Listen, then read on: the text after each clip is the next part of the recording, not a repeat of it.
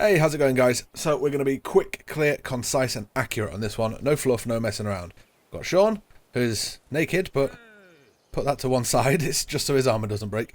We've gone and got ourselves a tech turret, the new big, beefy, stonking turret, and the basic turret, just purely for testing.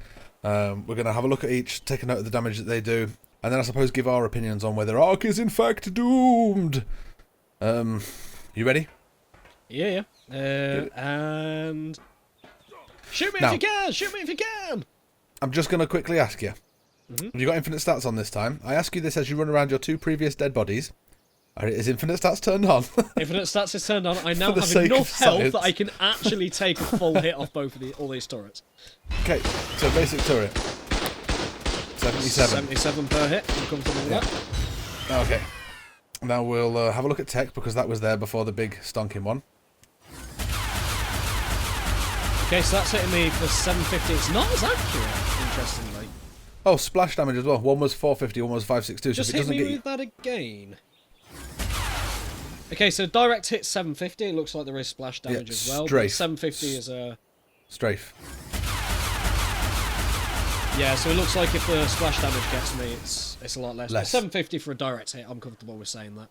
Alright, and the stonker, the one we're all here to actually see.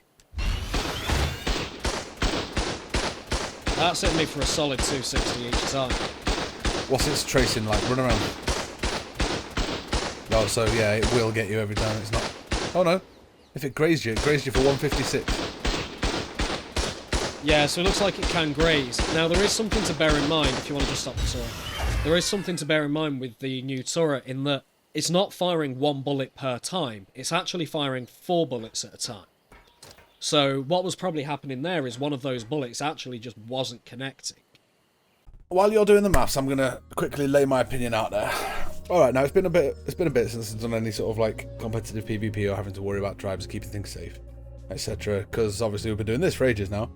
But it seems to me that everybody did what everybody does, which is, oh god, no, a change, cry. And like, yes, okay, you're gonna have to be more mindful. Yeah, you're gonna have to pay a lot more attention to where you're putting things, because obviously now there's 100, you can't just slap 50 billion everywhere, so you can't just have like turrets absolutely everywhere. You're gonna have to think about where they're gonna be, maybe a bit of strategic building, or perhaps leave an area that you know is gonna be vulnerable, leave it vulnerable on purpose and arm it with dinos, or I don't know, it's gonna force people to be a bit more creative. But to be honest, I see that as being a good thing.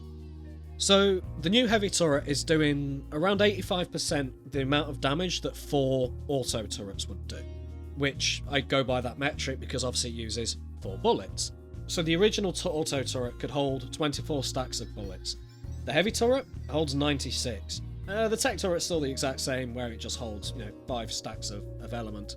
It also takes a lot more damage, so this heavy turret has 13,250 health, whereas the original old turret only has 3,000 health.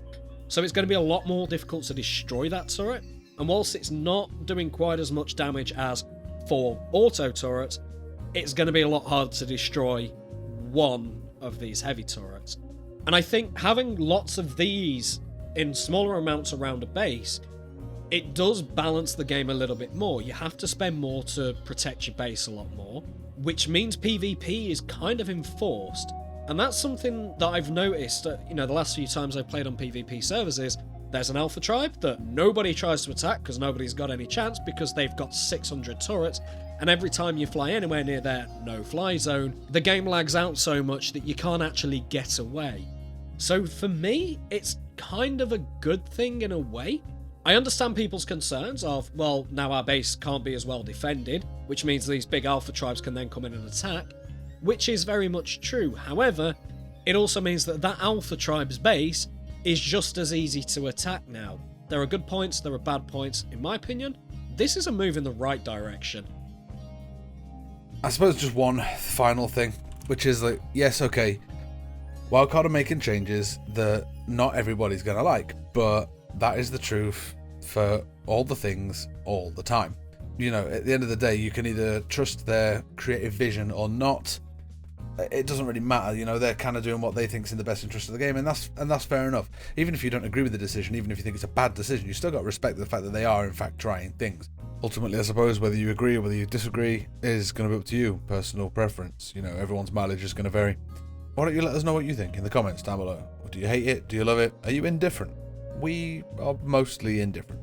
But yeah, I don't know, that's not something we do super serious. So yeah, let us know how you feel, and we'll hope to catch you in the next one.